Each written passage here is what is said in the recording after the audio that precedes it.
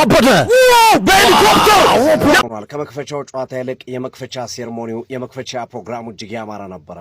ከሻኪራ እስከ በርናቦይ ታላላቅ ሙዚቀኞች ያቀነቀኑበት አስደናቂ ምሽት አሳልፈናል። ጨዋታው ቀዝቀዝ ያለ የነበረ ቢሆንም ነገር ግን ሜክሲኮዎች ጨዋታውን አሸንፈዋል። ከጨዋታው በላይ የተመዘዙት ካርዶች አነጋጋሪ ሆኗል። በዚህ ጨዋታ ላይ 3 ቀይ ካርዶች ተመዘዋል። ሜክሲኮ ቀዳሚውን ጎል በኪሊዮስ አማካይነት መረብ ላይ ማሳረፍ በመቻል 9ኛው ደቂቃ ላይ ጨዋታውን የመሩ ሲሆን ሁለተኛው አጋማሽ ደግሞ በቀይ ካርድ ሲቶሌ ከወጣ በኋላ ራውል ሜኔዝ በፕሪሚየር ሊጉ የምናውቀው ነው። በወልቭስና በፉላም አሁን ተመልሶ ወደ ወልቭስ ሂዷል። አምና በፉላም የተመለከትነው የአጥቂ መስመር ተጫዋች ራውል ሜኔዝ ባስቆጠራ ጎል ሁለተኛውን ጎል 67ኛው ደቂቃ ላይ በማስቆጠር 2-0 አሸንፈዋል። በደቡብ አፍሪካ በኩል ሲቶሌ በቀይ ካርድ ወጥቷል። ለመጀመሪያው ጎል መቆጠር ምክንያት ነበረ። ከዛ ባለፈ እንግዲህ ተቀይሮ የገባው ሌላኛው ተጫዋቻቸውን በተመሳሳይ መንገድ ደቡብ አፍሪካኖች ተጫዋች በጥፊ በመማታቱ ምክንያት ያው በእንቅስቃሴ ወቅት ነው፣ ሆን ብሎ በጥፊ የተማታ አይደለም፣ ግን በሚንቀሳቀስበት ሰዓት ተጫዋቹ በመማታቱ ምክንያት በቀይ ካርድ ወጥቷል። ጨዋታው ሊጠናቀቅ በተቃረበበት ሰዓት ደግሞ የሜክሲኮ ተከላካይ ሞንቴዝ እንደዚሁ የመጨረሻ ተጫዋች ላይ ጥፋት መስራቱ ወይም ጠልፎ መጣሉ የማጥቃት እንቅስቃሴ ገጥቷል በሚል ብራዚላዊ ዳኛ ቀይ ካርድ ሰጥቶታል። ቀይ በቀይ አድርገው ያመሹት ብራዚላዊ ዳኛ 3 ቀይ ካርዶች ተመዘዘበት። አነጋጋሪ ጨዋታ ነበረ። ከጨዋታው በላይ የቀይ ካርዶቹ መመዘዝ አነጋጋሪ ነበረ። በአጠቃላይ ጨዋታው ሲጠናቀቅ እንግዲህ ሜክሲኮ ደቡብ አፍሪካን 2-0 በማሸነፍ የምድብ የመጀመሪያ ጨዋታውን በሜዳውና በደጋፊዋ ፊት አዜቲካ ስቴዲየም ላይ በድል ጀምራለች። እንዴት ነበረ እንቅስቃሴው? የዳኛው 3ቱ ቀይ ካርዶች ተገቢ ናቸው ብላችሁ ታስባላችሁ? ሀሳብ ስጡበት። የፕላስ ምልክቱ በመጫን ፉል አድርጉ። ትርታ ሲዲ ስፖርት ነው። ሲዲ ስፖርት የዓለም ዋንጫ ጨዋታዎችን በሙሉ በቀጥታ ስርጭት ወደ እናንተ ማድረሱን ይቀጥላል። ዩቲዩብ ላይ ሲዲ ስፖርት ብላችሁ ሰርች በማድረግ ሳብስክራይብ በማድረግ ከኛ ጋር ወሩን ሙሉ እንድታሳልፉ የአክብሮት ግብዣችን ነው። መልካም አዳር ይሁንላችሁ። ኢትዮጵያን የነካ የለውም በረካ ተብሏል። ዛሬ የሜክሲኮ ብሔራዊ ቡድን በመክፈቻው ጨዋታ ደቡብ አፍሪካን 2-0 በሆነ ውጤት በመርታት የመላው አፍሪካውያንን አንጀት አርሷል። በጨዋታው ከታዩ ክስተቶች መካከል የደቡብ አፍሪካ ብሔራዊ ቡድን ተጫዋቾች 2 ቀይ ካርዶችን በልተው ሲወጡ የሜክሲኮዊ ተጫዋች ሞንቴዝ እሱም በቀይ ካርድ ከሜዳ ወጥቷል። ዳኛው በመክፈቻው ጨዋታ 3 ቀይ ካርዶችንም አስመልክቷል። በዛሬው ጨዋታ አፍሪካውያን ደቡብ አፍሪካ ላይ ጨክነዋል።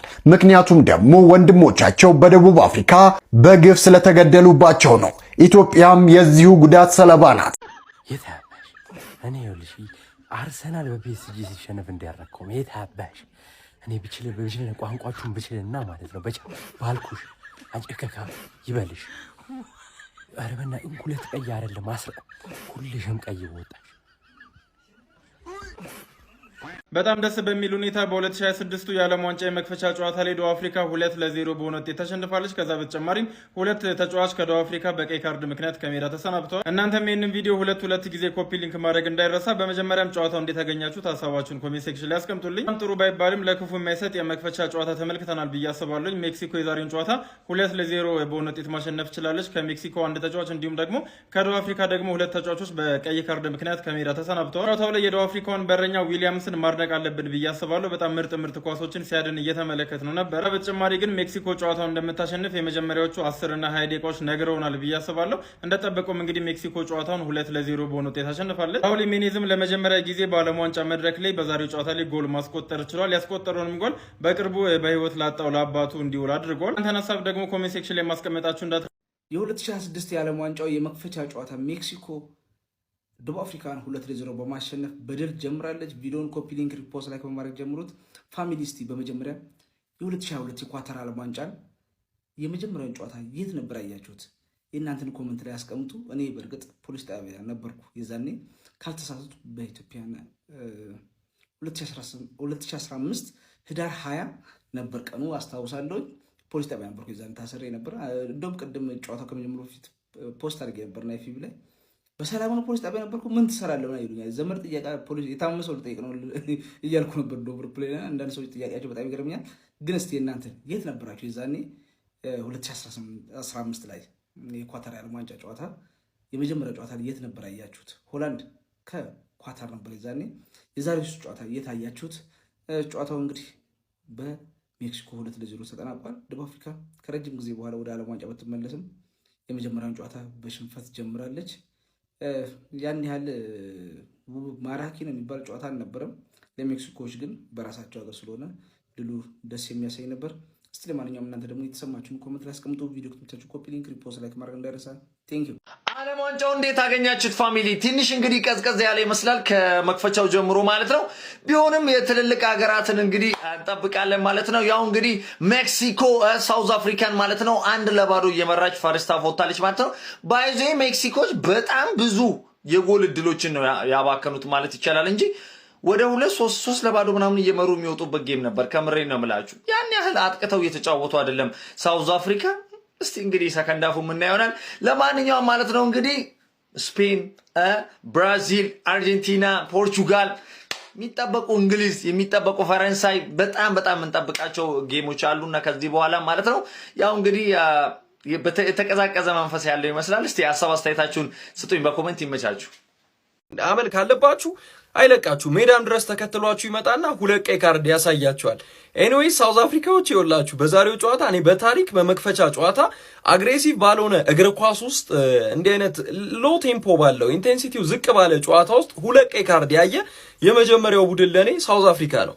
አሁን ይህንን ጨዋታ ላየው በአጠቃላይ 3 ቀይ ካርድ ተመዞበታል ሲባል በቃ ሁለቱም የኔዘርላንድና የአርጀንቲናን የዓለም ዋንጫ ጨዋታ የደገሙት ነው የሚመስለው። ሲቶሌና ዝዋኔ ግን ይወላችሁ ያዛረገው ተጫዋቾቹን ረገጥ አደረጓቸው። ከዛ በኋላ በቀይ ካርድ ወጡ። እኔ ኤኒዌይስ የራሳችን የአፍሪካ ሀገር ሆና ይወላችሁ እንዲህ አይነት ሬጅ ቤት ምናምን ደስ አይልም። ነገር ግን ካደረጉት ነገር አንጻር ይሄ ፖለቲካና እግር ኳስ ምናምን የሚል ሰው አለ። ይሄ ፖለቲካ አይደል፣ ሂዩማኒቲ ነው። ሂዩማኒቲና ፖለቲካ የተለያዩ ሁለት ነገሮች ናቸው። እነሱ መጀመሪያ ያወቁ እንዲህ የምትሉ ሰዎች ማለት ነው። እኔ እንደውም ፖለቲካና እግር ኳስን የምጠላ ሰው ነኝ። እኔ በጣም ነው የምጠላው ይወላችሁ። ነገር ግን ይሄ ሂዩማኒቲ ቨርስስ ኤኒዌይስ 3 ቀይ ካርድ በአንድ ጨዋታ አግሬሲቭ ባልሆነ እግር ኳስ ጨዋታውን ምናልባት 90 ደቂቃውን ላላየው ሰው በጣም አደገኛ ጌም ነው የሚመስለው። ኤኒዌይስ ሳውዝ አፍሪካ 2-0 ተሸንፋለች። ሐሳባችሁን እንደ መጀመሪያ ጨዋታ እንዴት አያችሁት? ወርልድ ካፕ ኮሜንት ሴክሽን ላይ ቁጭ አድርጉ። ኮፒ ሊንክ ሪፖስት ሲደረግ ይመቻችሁ። አቦ አፍሪካውያን እንኳን ደስ አላችሁ። ሶፊ ጨዋታው እንዴት ነበር? ያው ግርምዬ ጨዋታው በላይ ዳኛው አነጋጋሪ ናቸው ማለት ይቻላል። በዚህ ጨዋታ ላይ 3 ቀይ ካርድ የመዘዙበት ጨዋታ ነው። ጨዋታ 3 ቀይ ካርድ የተመዘዘበት ጨዋታ ነው። ሜክሲኮ እንደተጠበቀው አሸንፋለች። ደቡብ አፍሪካ ሞር በዛሬው ጨዋታ ላይ ሁጎ ብሩስን ተጠያቂ ያደርጋለሁ በእኔ እምነት ግርምዬ። ምክንያቱም መጀመሪያ የመረጡት ያጫወት መንገድና ቡድኑ በኋላ ላይ ያየነው መንገድ የተለያየ ነውና ሁጎ ብሩስ እንደ አቅማቸው ቢጫወቱ እንደ ተጫዋቾቹ አቅም ቢጫወቱ ቢያንስ የጨዋታውን ግለት ከፍ ማድረግ ይችሉ ነበር ብዬ አስባለሁ። የጨዋታው ድምቀትም ነው የነጠቁን ሁጎ ብሩስ።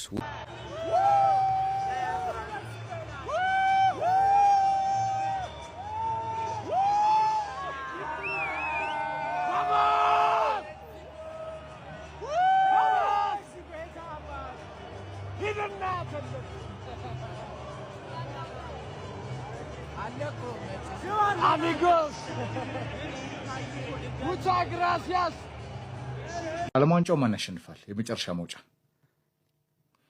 ጥያቄን ወደ ራስ ላምጣው ብዬ አይ በጣም ከባድ ነው። እዚህ ላይ ባልገምት ይሻላል። ለኔ ትንሽ የስፔን ብሔራዊ ቡድን ያደላብኛል ከእንትኑ አንጻር። ግን ስቲል የስፔን ብሔራዊ ቡድን ባያሸንፍም አልገረምም። ለምን በጣም በተቀራራቢ ደረጃ አሉ። አሁን አርጀንቲና ራሱ ኮንቴንደር መሆን የሚችል ብሔራዊ ቡድን መድፉን ለይተሃል። ለይሽ የምትደግፈውን ብሔራዊ ቡድን ፍቅር ይልቃል ለይተዋል። 22 ዓመት ታግሶ ተብሏል።